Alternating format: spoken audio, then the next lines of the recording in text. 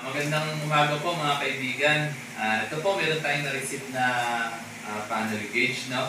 Ngayon po ay araw ng Sabado, so December 2, 2023.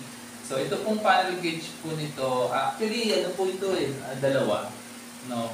Na-receive ko po ito kahapon. So na-inform ko na po yung customer natin na ito po, gagawin po natin ngayong umagang ito, Sabado, para po, once na ma-receive nyo na po yung confirmation na tapos na po ito at napanood nyo na po sa vlog ko, nagawa na po siya, proceed na po kami doon sa payment and shipping. Hopefully sana mapaship natin within the day.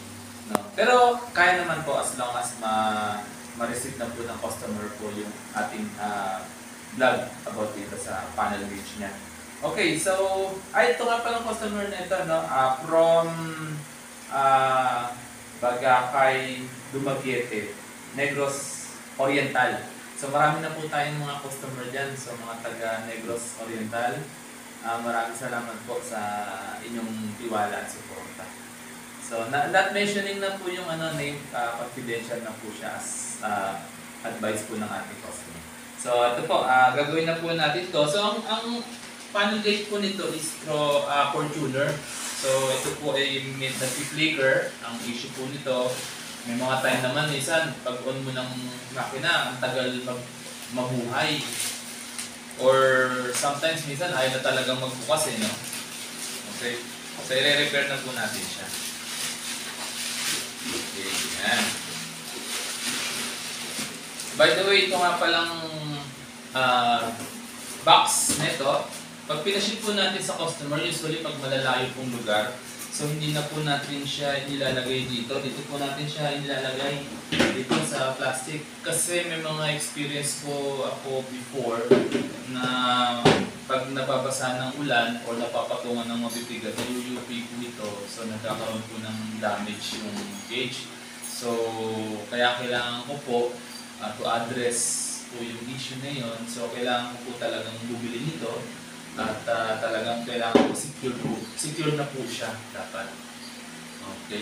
So mahal din po kasi ito nasa 25K o 25,000. So yan. Anyway, so okay na po. I-check po muna natin bago natin umpisahan. So far, linisin muna natin ito. Ito, ang advice po ng ating customer dito ay papalitan na po yung LED niya. Kasi yung mga ganito po, ang LED po niya ay 5 years lang po talaga yung lifespan niya. So, ano yung based po sa manufacturing standard. So, beyond 5 years, bonus na po yan. So, ito, mahigit, actually 10 years na mahigit ito no? So, kaya talagang kailangan na po palitan siya. May wear and tear din naman po talaga kasi yung mga parts natin. Lalo na yung mga electronics parts. Parang ano lang po yan, appliances sa bahay. So, okay. So, upon checking po, wala namang any damage sa piece, andito sa kanyang plastic. So, maayos naman yung pagkakatanggal. So, okay. So, same procedure lang po yung gagawin natin dito gaya ng mga naunang vlog ko. So, tanggalin lang po natin itong likod. Okay.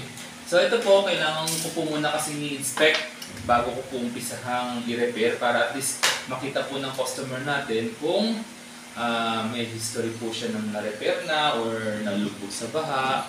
Kasi ano din po yun malaking problema rin yan pagka ganoon, minsan ang hirap na rin pong i-repair. So far, kung titingnan ko po ito malinis. So walang anumang problema. I mean, yung hindi po nagalaw siya, no? Okay. So yan, okay na to. So ito naman, tanggalin natin itong front cover. Yung primary front cover na yung plastic niya. Mamaya po lilinisin natin yan. Kasi madumi na yan. Yung loob kasi niya hindi na-access. Kaya medyo talagang yung dumi niyan sa loob na talaga namamahay yung mga alikabok. Okay, so lagyan muna natin dito. Okay.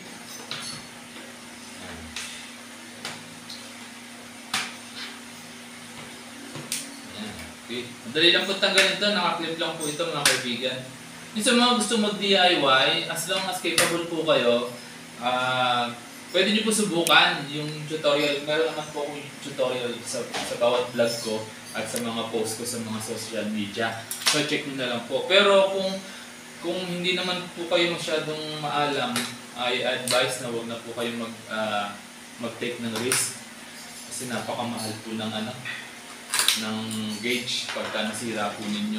Gaya po nito, itong isang po, ito. Yan yung isang na yan, galing po sa Cebu yan. May gumalaw na, kaso talagang masyadong na-damage na yung PCB, kaya palitin na po talaga siya ng buo. So okay, tuloy na po natin ito, no? Okay, yan. So, tanggalin natin to, yung LCD. Ingat lang dito sa LCD, medyo babasagin to, no, mga kaibigan. Ingat lang po dyan. May mga technique po dyan, makikita niyo po sa mga vlog ko, sa unang vlog ko. Review niyo na lang po yan, para kung sakasakali man po at gusto niyo linisin. So, yan. Okay. Ayun. So, yan. Papalitan po natin itong mga area nito. Diode, IC, capacitor, yan. Yung area na yan. Para doon po sa issue ng blackout, flicker, delay mag-on. Then at the same time, ito po yung LED niya. Oh. Ito, kita nyo, sunog na. Yan, mga sunog na po yan. Oh. Iba na po yung kulay. Medyo, na talaga, faded na. Pagka yan, nabuhay, may, na po yan, yung LED niya, ay gitna na lang yung may ilaw. Hindi niya na po sakop yung kabuuan. Okay. So yan. Okay, balikan ko po kayo mga kaibigan. I-repair ko lang po muna to. Then, isasabay ko na rin po yung yung pagpalit nito ng LED. Then after that, yan, ipakita ko po ulit sa inyo. Go. Okay na po mga kaibigan. Ito, nagawa na po natin, no? So, napalitan na po natin ng LED. Ayan, kita nyo po yung LED ngayon, no? Puti-puti na. So, maganda na po yung kulay niya. Bago na po kasi siya. Okay, then at the same time po, yun pong mga piyesa na dapat palitan natin ay napalitan na natin para dun sa blackout or delay mag-on or flicker. Ito na po yun, yung mga piyesa natin pinalitan. Ito mga capacitor, diode, IC, at saka LED. So isang set na po yan. No?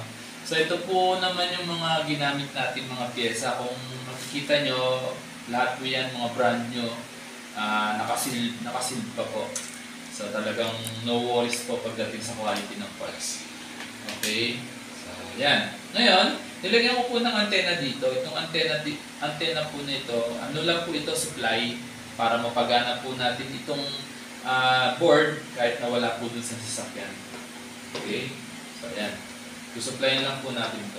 Yung isa, dito sa yung positive sa taas, yung negative doon sa baba. So 12 volts lang po yan.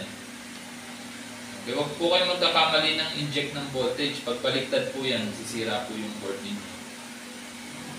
Okay, 1. Patayin ko muna ito. Tanggalin ko muna ito dito para makita niyo yung liwanag. Okay. So, yan. 1, 2, 3. Yan, ang ganda na, oh. Ang ganda na ng ilaw niya. So gumana na rin po siya, hindi na siya blackout. Kanina bago ko po siya gawin, talagang wala pong ilaw yan eh. Okay, so bilangin na po natin, bali ano po yan, 21. 1, 2, 3, 4, 5, 6, 7, 8, 9, 10, 11, 12, 13, 14, 15, 16, 17, 18, 19, 20, 21. Ayan, okay na po, sakto na. Okay, then hindi muna natin tatanggalin yung antena niya, yung pinagkakabitan ng supply. Kasi papaganahin muna natin siya, papaganahin ulit natin siya after na may kabit po natin dito sa kanyang base o sa lalagyan. Okay, linisin po muna natin ito, no? So ito, tatanggalin niyo po itong plastic cover nito kasi ito madumi po ito eh. So, para po yung liwanag ng ilaw, so hindi po siya matakpan ng pinakadumi at maging pantay po yung kulay. Kasi hindi po yan nalilinis eh. Ayan. Ayan, okay na, malinis na. Okay. Then, kabit na natin to.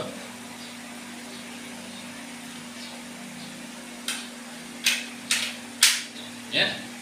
Good to go. Then, ito naman. Cover niya. Okay. Yan. Clip lang yan ha. Clip. Wala po screw yan. Then, yung LCD. Ito, ingatan niyo po ito. Ito yung parang ano lang din ito eh. May babasagin po ito eh. Salamin. Wala pong nabibilan nito. Kaya may ingatan niyo po ito. Itusok niyo lang po siya dito, no?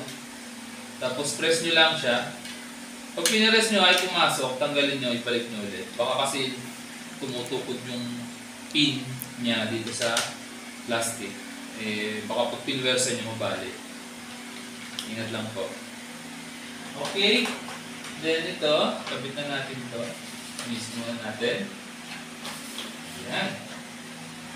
Then kabit na natin siya. Okidoki. Then ito naman. Itong needle na ito, may technique po yung pagkakabit nito, no? Meron po kung nandun po sa mga naunang vlog ko, paki-check nyo na lang, no? Tapos yan, pagka sinulpak nyo na po yan sa tawag dito. At pag sinuplayan po natin yan, automatic na po yan magkakalipit. Okay?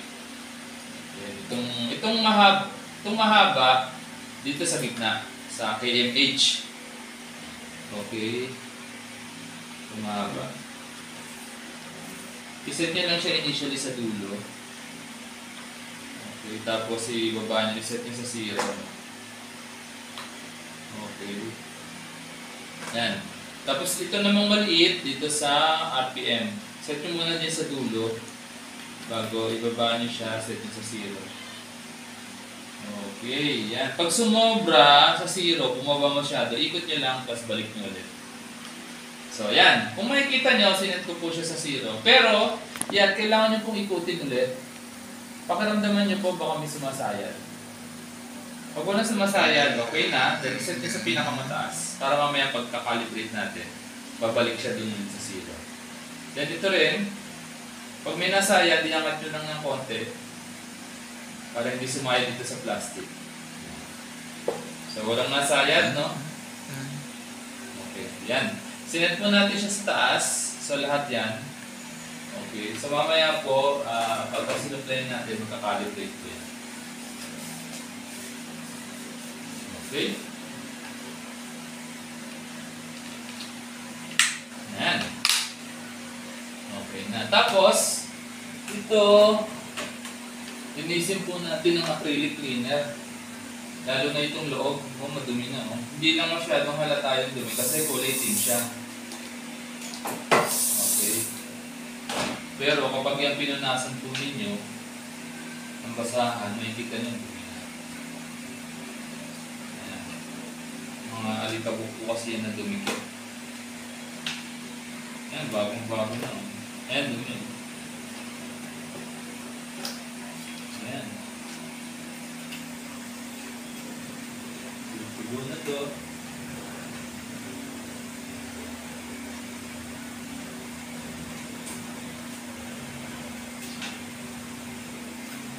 Ayan, okay. Good. Good na. Bagong-bago. Hindi na pa bumili sa kasa nito.